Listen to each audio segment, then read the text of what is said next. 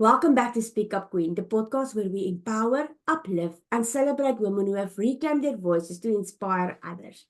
Today, we are thrilled to welcome the extraordinary Katherine Burman to the Speak Up Queen podcast. Katherine is a military veteran with a graduate degree in experimental psychology who has transformed her passion to understanding the human mind and body into a holistic wellness coaching business.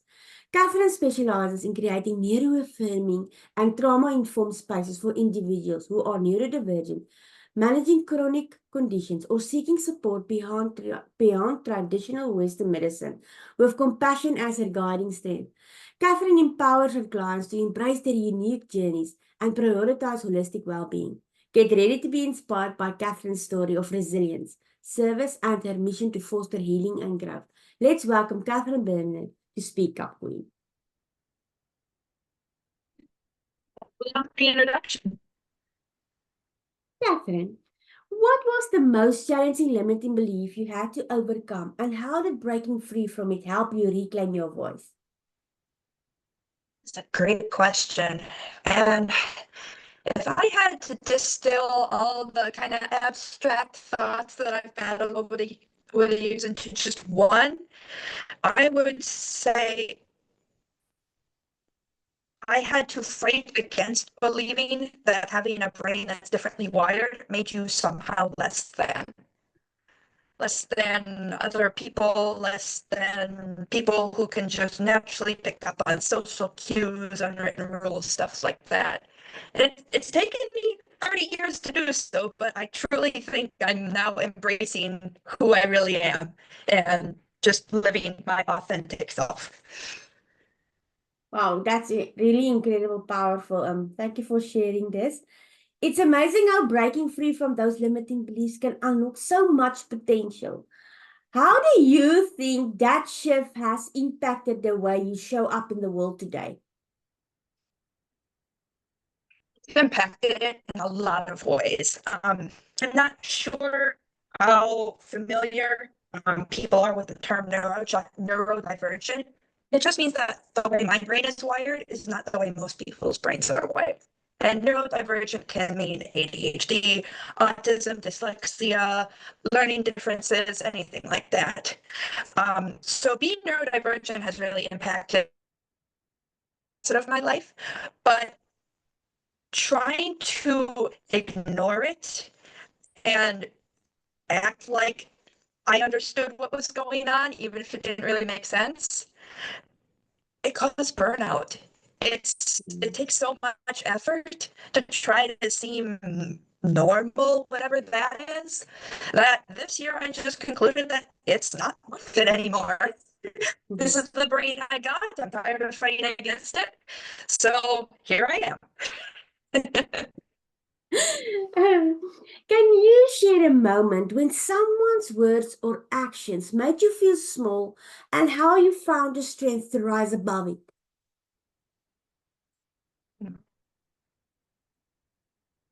I have a brain that's a little different. I've had those moments happen a lot. But one that I remember very clearly was when I was training in the military. I was at boot camp, called into the division commander's office, and was promptly told, quote, "You're more trouble than you're worth." And now I get it. Boot camp is supposed to be hard. It's supposed to be tough. It's supposed to be challenging. But for someone who is so acutely aware of the fact that they are different, being told that, it just hit harder. Yeah, sure. That must have been really a hard experience. But the way you rose above it is incredibly inspiring. Do you find that experience motivates you to lift others up who might be going through something similar?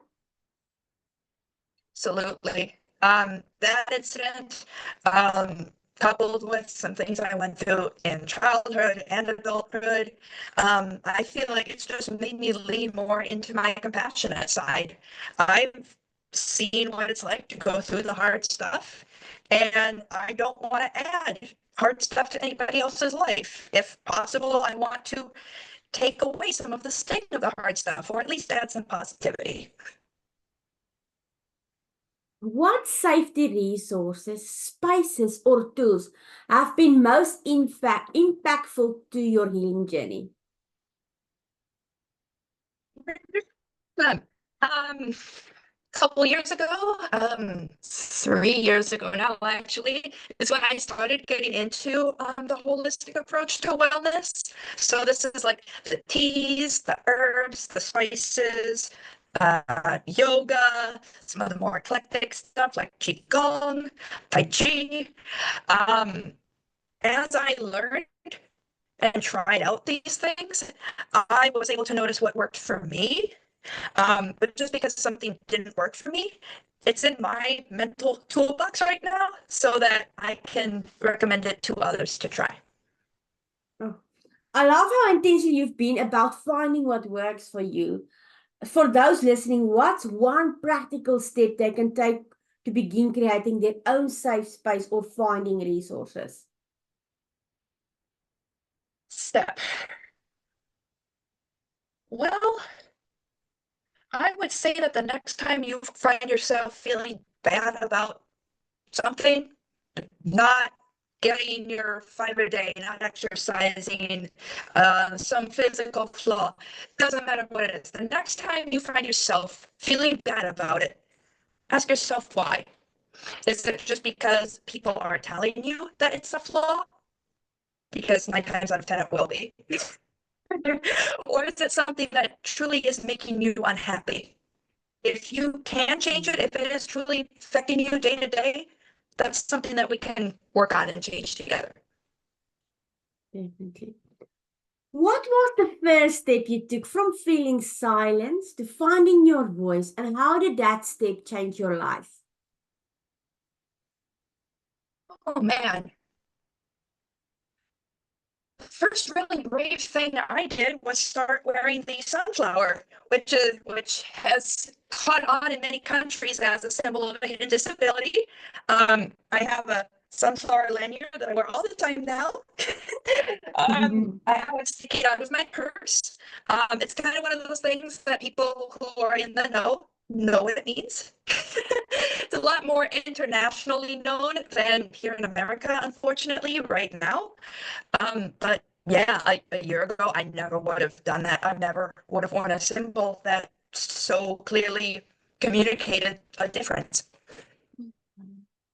I love sunflowers. It is just one of those flowers where it's always turning its head towards the sun. No matter what, it's always turning its head to the sun, to the light. Um, what's one powerful lesson you've learned about self-worth, and how do you carry it with you as you continue to grow and inspire others? Lesson that I've learned about self-worth, and this took me decades to get through my skull, is that how other people treat you is very rarely about you. It is very rarely a comment on your worth as a person. If people are mean to you, that says a lot more about them than it does about you. And there are times that I still struggle to tell myself that, but it's gotten a lot easier. That's really a profound lesson. I'm sure it resonates deeply with our listeners. How do you remind yourself of the truth on days when self-doubt creeps in? Self-doubt creeps in quite a lot, actually. Um, the biggest thing that I do for myself on those days is to just give myself credit for what I'm able to do. I have chronic pain from a military injury. Some days it flares up. And yes, I can complain. I can use all sorts of language about it. But did I manage to get through the morning without pain? Yeah, that's a win. If you could tell your 17-year-old self one thing, what would it be and why? One, I know so much more now than I did at 17. Just one. Oh my gosh. Okay. Um, oh man. I want to say so many things because I know the person I was at 17 and It was bad. Okay, just off the top of my head, high school is not forever. You won't have to deal with all the clickiness forever. You will find your people. Your people are not in high school. You will not find them there. Wait till you get to college. And you have a lot more control over what people think of you than you think you do. How do you set boundaries to protect your energy and peace? And what have you learned from this practice? Oh man, boundary setting is a skill that I only recently developed. It came about when I just got tired of masking or hiding how my brain worked differently, how I process things differently. So it was something that I did for mental peace.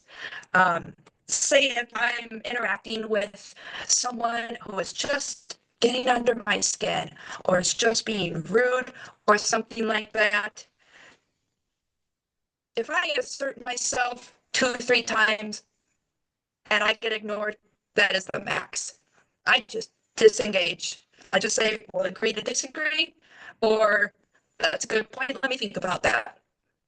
Because it's not worth fighting. No, it's not.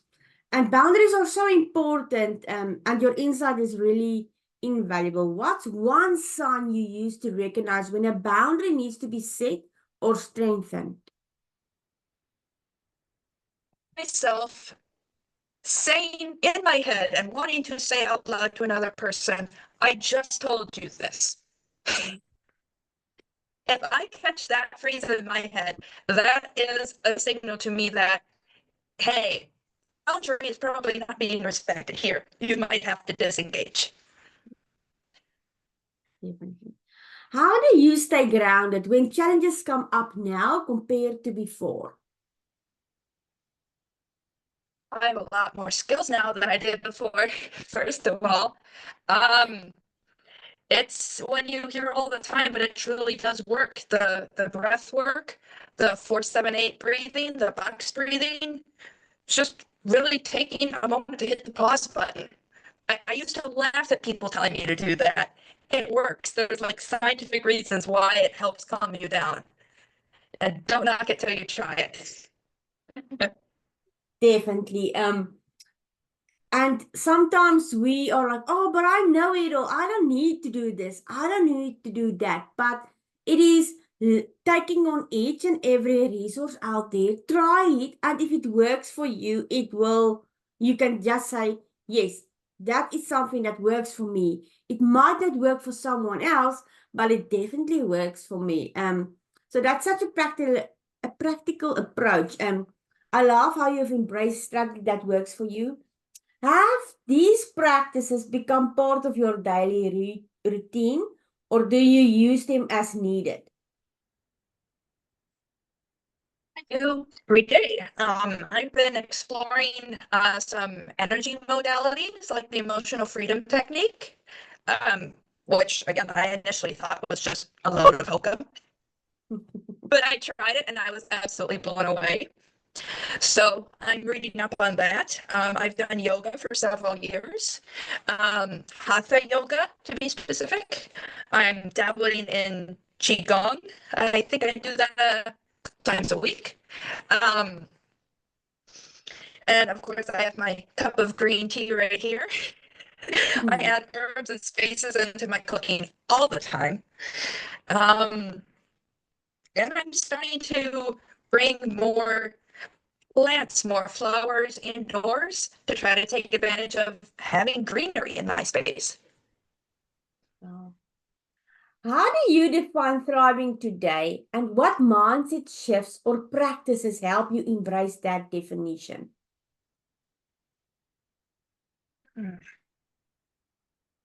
Thriving today for me means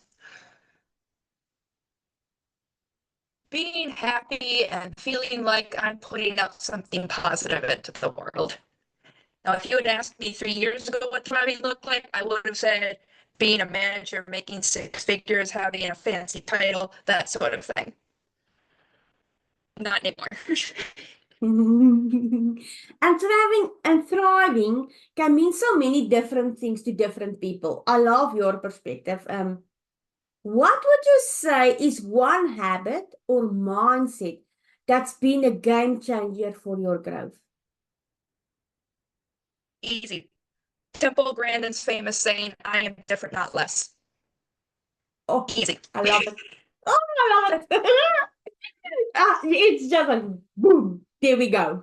Nothing else, and Boom. that is enough. That is Nothing else. enough. If you haven't seen the biopic, watch it. It's incredible. I will definitely have to go and look. And the last question. What made you decide to be featured on Speak Up Queen? And how does it feel knowing that there's a safe space for women to share their stories and inspire others? First of all, we need more safe spaces. We need more spaces where anybody feels free to just lean into who they are and communicate in whatever manner feels most comfortable to them.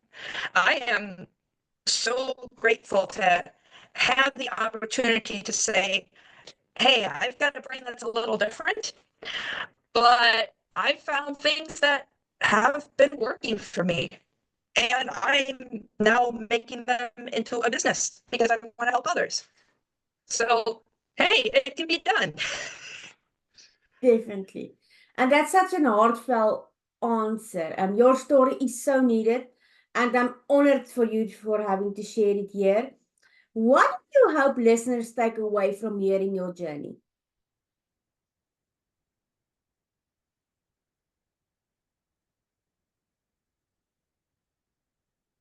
This thing is that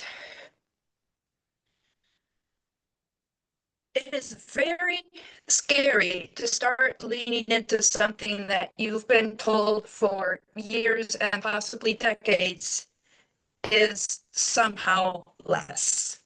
If your brain works different, if you have chronic pain, a chronic injury, or just anything that you feel makes you less, and people have told you that for years and years and years, it's very scary to not hide it anymore. But once you get over that fear, well, or at least push through it, I don't know if it ever really goes away. Once you push through it, it is so peaceful on the other side because you don't have to hide anything else anymore. You don't have to force yourself to act a certain way, to be something that you're just not. Um, Go for it. If you're toying with unmasking, go for it. Well, Katherine, thank you so much for sharing your your powerful and inspiring story with us today.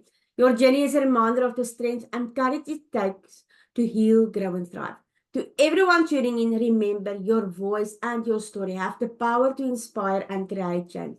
If today's episode resonated with you, don't forget to subscribe, leave a comment, and share it with someone who needs this message. Until next time, Queens, keep speaking up and embracing your power.